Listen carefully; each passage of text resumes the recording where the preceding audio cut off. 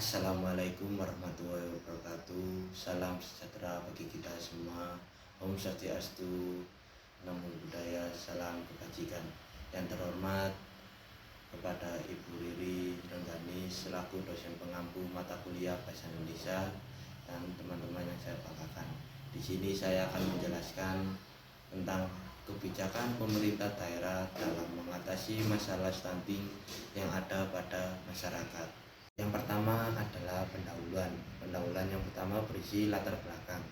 Banyak pemerintah di setiap daerah wilayah Indonesia telah mengadopsi kebijakan dan program untuk mengatasi masalah stunting, mengurangi angka kejadian, serta meningkatkan kesehatan dan kesejahteraan anak-anak. Selain itu, banyak kalangan pemerintah yang telah merumuskan target-target spesifik dengan agenda pembangunan berkelanjutan PBB, khususnya dalam mencapai tujuan pembangunan berkelanjutan Sustainable Development Goals SDGs nomor 2 yang menekankan pada pengentasan kelaparan, mencapai gizi yang baik, dan memastikan akses terhadap makanan yang sehat dan bergizi bagi semua orang. Yang kedua setelah latar belakang yaitu adanya rumusan masalah. Yang pertama, bagaimana tanggapan pemerintah dengan adanya stunting?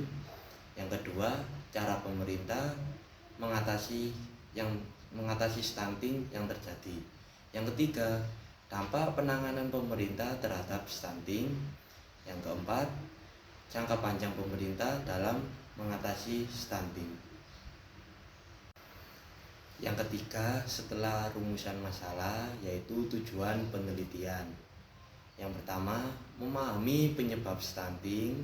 Yang kedua, mendukung perencanaan kebijakan. Yang ketiga, pemantauan dan evaluasi kesehatan anak. Yang keempat, mengukur efektivitas intervensi. Yang kelima, kolaborasi dan penelitian lanjutan. Setelah tujuan penelitian, tentu saja ada manfaat penelitian. Yang pertama yaitu evaluasi efektivitas program. Yang kedua, mengembangkan intervensi yang tepat.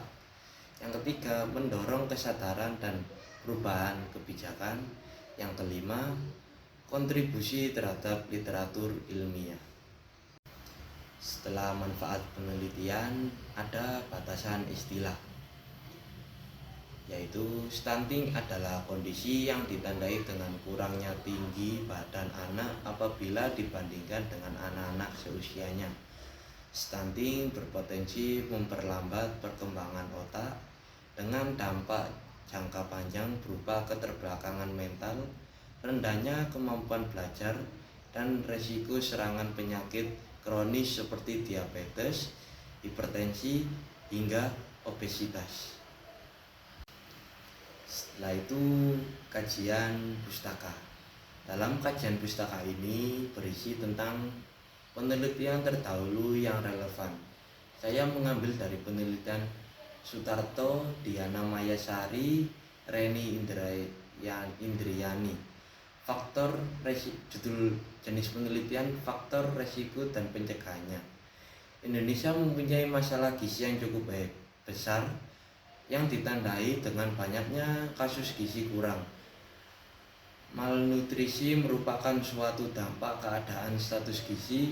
Stunting adalah salah satu keadaan malnutrisi yang berhubungan dengan ketidakcukupan zat gizi masa lalu sehingga termasuk dalam masalah gizi yang bersifat kronis. Pencegahan stunting dapat dilakukan dengan pemenuhan kebutuhan zat gizi, memantau pertumbuhan balita di posyandu, meningkatkan akses terhadap air bersih dan fasilitas sanitasi, serta menjaga kebersihan lingkungan. Setelah penelitian terdahulu yang relevan, berikutnya adalah landasan teori. Biasanya landasan teori berisi stunting mulai terjadi saat anak masih berada dalam kandungan dan terlihat saat mereka memasuki usia 2 tahun. Stunting memiliki gejala-gejala yang bisa Anda kenali, misalnya: 1. Wajah tampak lebih muda dari anak seusianya. 2. Pertumbuhan tubuh dan gigi yang terlambat. 3. Memiliki kemampuan fokus dan memori belajar yang buruk. 4. Pubertas yang lambat. 5. Saat menginjak usia 8-10 tahun, anak cenderung lebih pendiam dan tidak banyak melakukan kontak mata dengan orang sekitarnya. 6. Berat badan lebih ringan untuk anak seusianya. Pihak Kementerian Kesehatan menegaskan bahwa stunting merupakan ancaman utama terhadap kualitas masyarakat Indonesia. Bukan hanya mengganggu pertumbuhan fisik, anak-anak juga mengalami gangguan perkembangan otak yang akan mempengaruhi kemampuan dan prestasi mereka. Setelah kajian pustaka, yaitu metode penelitian. Dalam metode penelitian berisi jenis penelitian. Penelitian ini yaitu menggunakan jenis penelitian deskriptif dengan pendekatan kualitatif. Penelitian kualitatif merupakan penelitian yang menggambarkan dan mendeskripsikan peristiwa-peristiwa yang sedang terjadi langsung di lapangan dan menyajikan data secara sistematis, faktual, dan akurat mengenai bukti-bukti atau fenomena yang terjadi. Penelitian kualitatif bertujuan untuk menjelaskan secara rinci permasalahan yang sedang diteliti dengan mempelajari semaksimal mungkin seorang individu, suatu kelompok, atau suatu kejadian yang sedang terjadi di lapangan. Setelah jenis penelitian, yaitu pendekatan penelitian. Penelitian ini menggunakan jenis penelitian kualitatif. Dengan adanya penelitian ini dapat memberikan pemahaman dan pengertian secara mendalam terhadap pemerintahan dalam menyikapi adanya kasus yang sedang marak saat ini di Indonesia, yaitu stunting. Setelah pendekatan penelitian, yaitu sumber data dan data penelitian. Angka kejadian stunting pada anak usia di bawah 5 tahun di Indonesia masih tergolong tinggi. Faktor-faktor yang berhubungan dengan kejadian stunting perlu diketahui dalam upaya menekan tingginya angka kejadian stunting dan pencegahannya.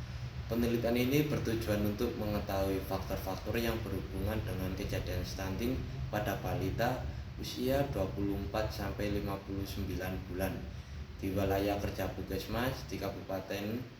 Penelitian ini merupakan studi korelasi dengan pendekatan cross-seksional. Terdapat 110 balita yang dipilih menjadi sampel penelitian dengan menggunakan proporsional Starflight random sampling berdasarkan kriteria inklusi.